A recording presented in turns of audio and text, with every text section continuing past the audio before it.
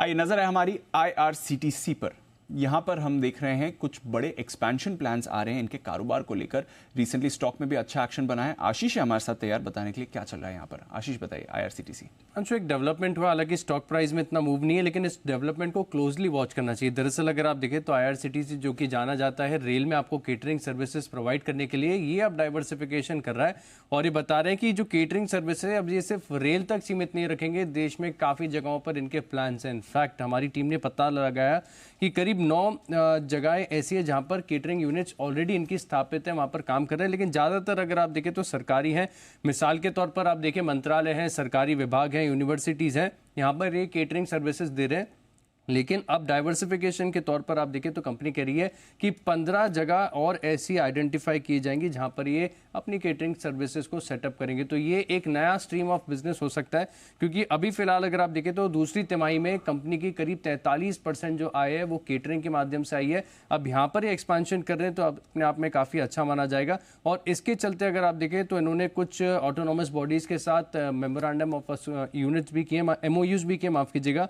और साथ में अगर आप देखें तो ग्रोथ काफ़ी बढ़िया है कारोबार में, तकरीबन 20% की ग्रोथ यहाँ पर एस्टिमेटेड है। एनालिस्ट बता रहे हैं कि जो हाई ग्रोथ कारोबार है इसमें अगर ये डाइवर्सिफिकेशन कर रहे हैं तो अपने आप में काफ़ी अच्छा जाएगा। छोटा सा डेवलपमेंट है लेकिन आगे क्लोजली वॉच करना होगा।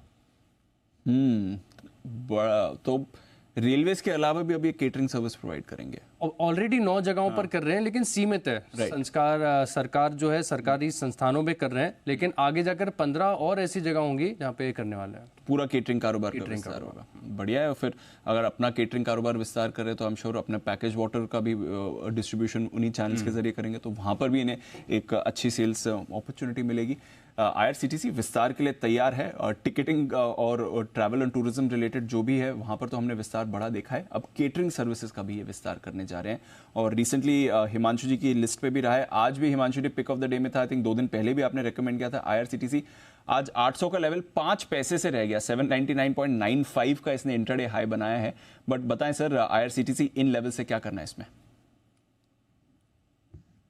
दीप देखिए, आज एक गैप अप मिला जिसकी वजह से इंट्राडे में ट्रेडिंग अपॉर्चुनिटी उस हिसाब से नहीं मिल पाई।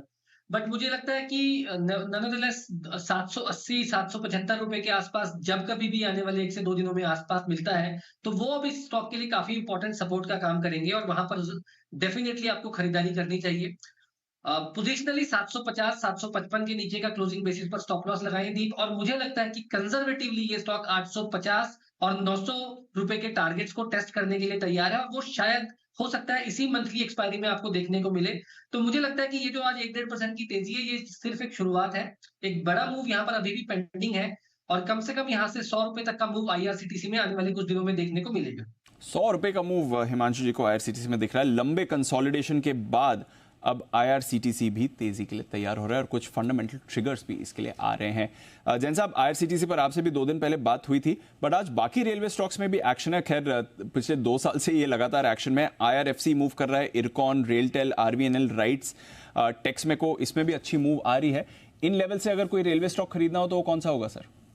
हाँ बिल्कुल, देखिए IRCTC पे तो हमने बात की थी और IRCTC में बोलता था कि हमेशा महंगा लगता है, और अब जो इन्होंने ये जो स्टेप्स लिए ये बहुत बढ़िया स्टेप्स है। इससे एक हो सकता है कि इनको FMCG वाली वैल्यूएशंस मिलेंगी, और मैं देख रहा था इनके बैलेंस शीट में जाके भी कि 27% कैटरिंग से, और मतलब नॉन टिकट रेवेन्यूज जितना इनका बढ़ेगा, जैसा ITC में नॉन सिगरेट रेवेन्यूज बढ़ते हैं तो ITC को ज्यादा फायदा होता है, मतलब वैल्यूएशंस बेटर होंगी, वैसे यहाँ पे भी ऐसा ही होना चाहिए।